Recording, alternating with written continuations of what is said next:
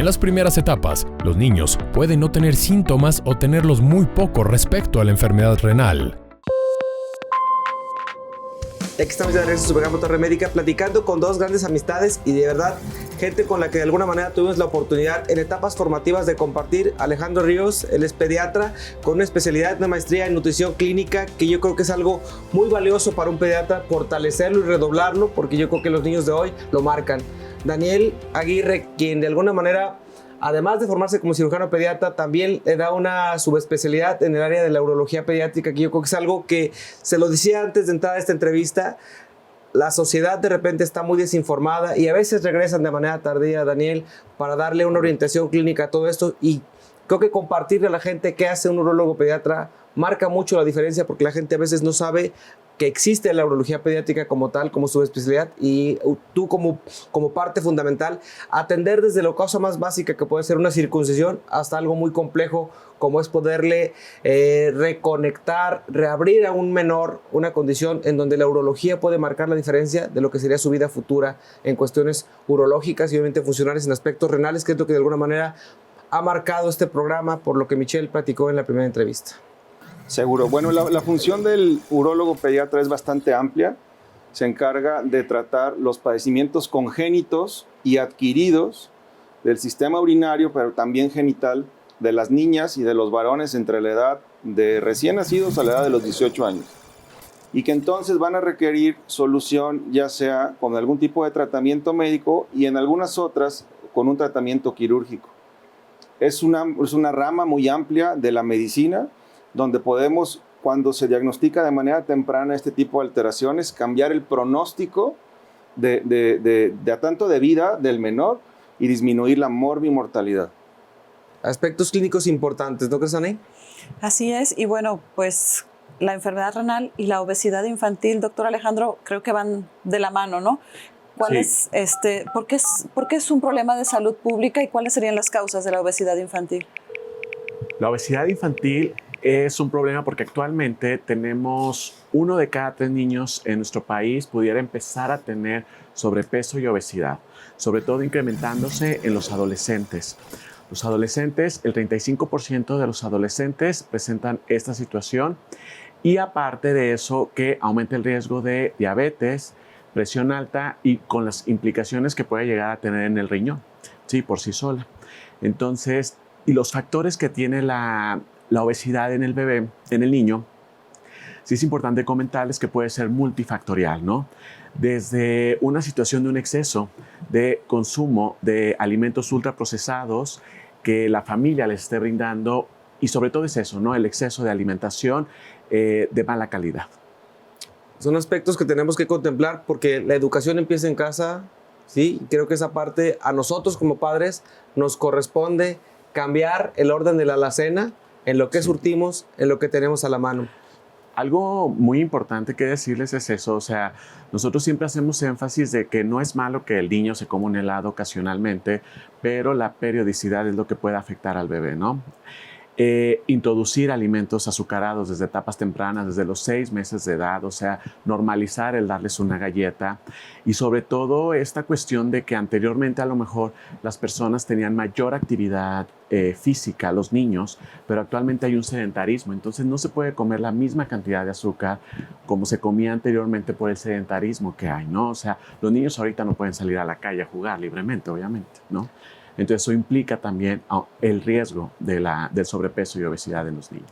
Esto de la mano de muchos aspectos clínicos y volvemos a la parte, Daniel, donde hablamos de condiciones, donde la falta de cultura, falta de educación, pero padecimientos congénitos que puede tener el menor pueden ser detectados a tiempo. La vida intrauterina en un bebé donde se pueda detectar a tiempo una malformación, puede cambiar el pronóstico, ¿cierto? Definitivamente. Con un control prenatal adecuado, el médico ginecobstetra puede llegar a detectar alteraciones del sistema urinario, ya sea de manera directa o indirecta. ¿A qué me refiero?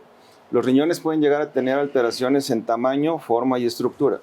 Y mediante el ultrasonido obstétrico o el ultrasonido estructural que se realiza en este periodo de gestación, se pueden identificar estas alteraciones de manera directa o algún otro dato asociado a, como mencionaba la doctora Michelle, Uno de ellos sería la presencia de oligohidramnios, que es la disminución del líquido amniótico.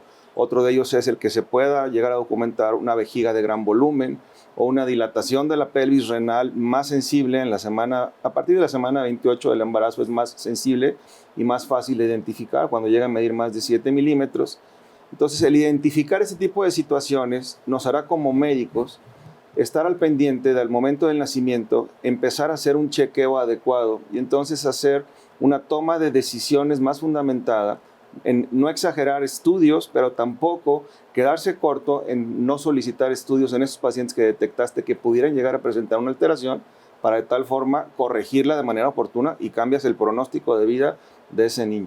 Creo que llega el momento en el que un niño que tiene condiciones anatómicas y funcionales, en donde el parteaguas, Alex, y creo que vale mucho el recalcarlo, la pregunta cotidiana en nuestra consulta de nefrología, tanto en la consulta seguramente de Michelle como la de un servidor como nefrólogo en el ámbito de adultos, la pregunta muy intensa cuando la gente joven de menos de 40 años llega a nuestro consultorio con un diagnóstico de enfermedad renal en una etapa en la que ya requiere una terapia de reemplazo renal para integrarlo ya sea diálisis peritoneal o hemodiálisis. Pero la pregunta crucial y objetiva para alguien que hace una práctica en nutrición clínica es la causal directa del acelerador en aspectos nutricionales. ¿Cómo lo ha vislumbrado en el mundo pediátrico este aspecto? ¿Cómo la nutrición se ha involucrado en ser un acelerador de tanto paciente enfermo renal?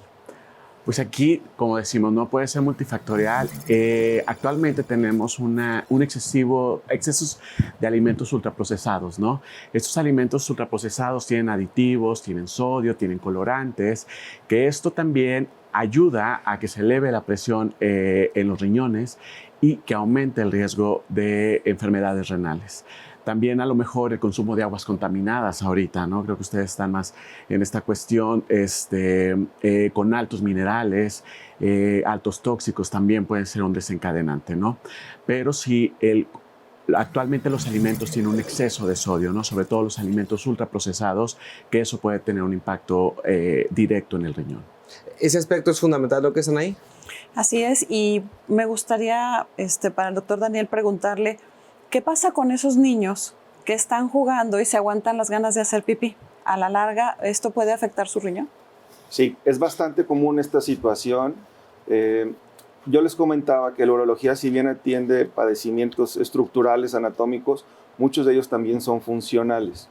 Y parte de esto es el comportamiento de la vejiga reflejado con los hábitos inadecuados del vaciamiento vesical. La historia natural en nuestros consultorios es cuando interrogamos de manera directa, oiga, su hija, su hijo se aguanta para orinar por estar jugando o por no dejar de hacer la tarea, o entra al baño y mal entra, pronto sale, te hace pensar que primero es una vejiga que está siendo sometida a una presión inadecuada, a una relajación inadecuada y que los hábitos de vaciamiento van a ser inadecuados. Entonces, el que permanezca orina de manera residual en cantidad significativa, eso va a favorecer infecciones de vías urinarias que pueden iniciar como una infección de vías urinarias bajas de la vejiga, una cistitis, o de la uretra, una uretritis, pero que por el tipo de bichos que ocasionan más frecuentemente estas infecciones puedan ascender a la parte alta de las vías urinarias y entonces tener un escenario más complicado. Y si no se modifican estos hábitos, que le llamamos uroterapia, pues entonces estas infecciones van a persistir y podrán llegar a ocasionar cicatrices renales. Este tipo de comportamientos, Daniel, obliga a una condición, una pregunta que nosotros de repente en pacientes que tuvieron o que llegaron ya en condiciones de enfermedad renal en etapa avanzada y que a veces la parte diagnóstica por biopsia va desapareciendo. El paciente menor que tiene un retardo en la capacidad de controlar esfínteres, ¿de qué manera repercute en su vida funcional y en aspectos renales desde el punto de vista clínico? Sí, también es una causa muy frecuente de consulta. Nosotros definimos como límite para controlar esfínter urinario a partir de los 5 años de edad. Es decir, el menor tendría que estar controlando tanto esfínter urinario como esfínter rectal previo a los 5 años. El orden en el que se controla es primero dejan el pañal por el día y por último dejan el pañal por la noche. Cuando llegas a la edad de los 5 años y el menor no ha logrado este control de esfínter, Entonces, si son más de 3 eventos por semana, se llama enuresis. Entonces, la enuresis, si bien puede condicionar simplemente una situación que va un poco tarde en esta etapa del desarrollo, también puede llegar a tener otro tipo de significancia clínica que hay que tener en cuenta, como algún tipo de alteración a nivel medular de la columna vertebral, donde sabemos que vienen yo les explico a los papás que de ahí vienen las terminales nerviosas que van a encargarse de que la vejiga tenga una buena coordinación entre relajarse y contraerse. Entonces, la mayoría de los casos van a ser enuresis que van a ceder al paso del tiempo, que van a mejorar con las medidas de uroterapia, etcétera, pero habrá otros casos donde tengamos que ir más allá y hacer estudios de urodinamia, cuestiones de ver el comportamiento de la vejiga a distintas presiones e incluso buscar algún tipo de alteración en la columna que se llaman disrafias ocultas, que pudieran ser sugestivas al momento de revisar al niño por la región de arriba de los glúteos, una foseta, un hoyito, una foseta, un lunar, un cabello, una depresión, pero en algunas otras van a requerir que se hagan estudios de imagen más sofisticados como resonancia magnética o algún otro tipo de valoración para ir más allá y descartarlo. Aspectos importantes que como padres tenemos que tomar en cuenta y valorarlos. Vamos a ir a un corte comercial y regresamos en Torre Médica. Continuamos.